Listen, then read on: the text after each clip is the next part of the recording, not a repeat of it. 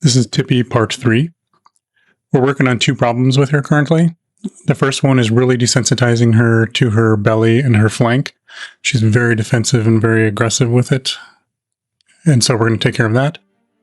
And the other thing is that she turns and faces the mounting block so that you don't get on her. So we're going to give her a cue to turn sideways and come up next to the block so you can get on her easier. The first thing we're doing is just grooming her as normal. Just untied, she should stand without walking away throughout the whole grooming process, cleaning her feet, brushing her, and all that. And she does well with that. Now, with her belly and flank sensitivity, we're going to use a lariat to help desensitize those areas. It's going to be safer for her and safer for us because she's learned quite regularly to bite and kick to stop the person from putting any pressure there, primarily when she's being saddled. So we just really want her response to be to calm down and stand still anytime there's pressure in those areas. So that when you're saddling her, that will be her response. Kicking and biting is never an allowed response for her.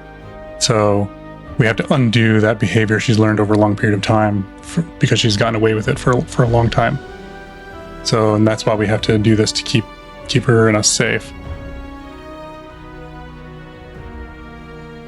And so there I was just applying a little pressure, and she stopped, and the pressure went away. And you see she's licking her lips, she's okay with it. So I add a little pressure again, and again, no response. She doesn't walk off, and she just stands there.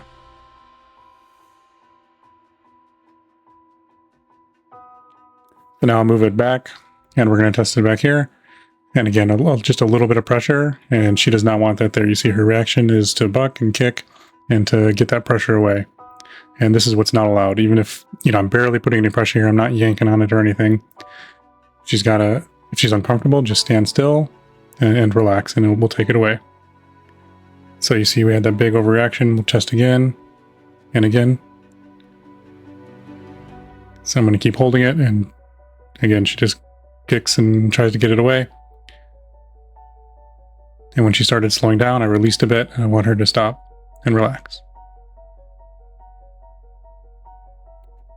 So we just do that a couple times, and then you get to the point right here to where you can just apply some pressure, and her response is to just stand there, stay calm, to lower her head, and just stay relaxed. You get to the point to where the kicking and bucking, biting, none of that's ever the answer. None of that ever gets the result that they want, and so that she just won't do it anymore. This looks, a little extreme or cruel, but for a horse that's gotten to be aggressive, it's the best way to just put a stop to it right away so that she stays safe.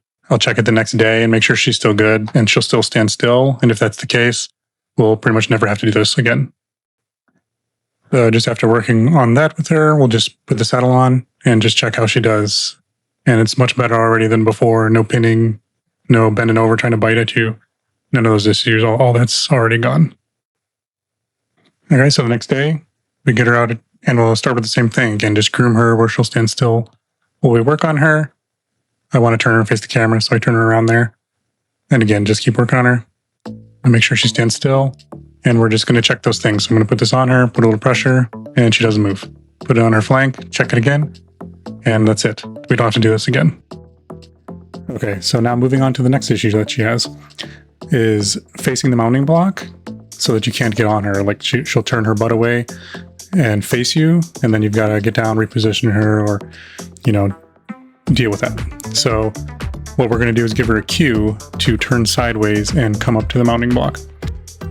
The easiest way to start teaching this is put her at a 45-degree angle away from the edge of the round pen here, and we're going to tap her on the hindquarters there. And the goal is to get her to step towards the pressure, which is opposite of what, typically you do for a while. And so you're kind of using the round pen to limit her options and give her the right answer much easier. So she can try to back up, but she'll hit the round pen. So that's the right answer. You can't really move left very easy because she's at an angle and she would just walk into the round pen wall that way as well. So it makes figuring out to move towards the pressure much easier for her. And that's what we want. We don't want her frustrated. We just want to tap lightly, have her start to step towards the pressure, and then we'll release. And eventually we'll be able to just hold up the stick and she'll just walk towards the stick without us tapping her. and we can transition that into just holding up her hand, and she'll move her side up to our hand, right? That's kind of the end goal. Now that we've given her the right answer to this using the round pen wall, we can come out away from the wall and just test it and make sure she understands. You know, when we hold up the stick or our hand, you know, just step towards it. Don't step away from it. You know, and just tap her a little bit. We want a little bit of effort.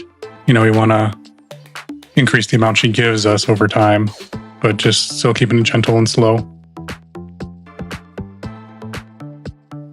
Okay, so now we get to test it going up towards the mounting block and make sure she'll still just keep sidestepping towards us and come up to the mounting block. And perfect. So she learned it really quickly.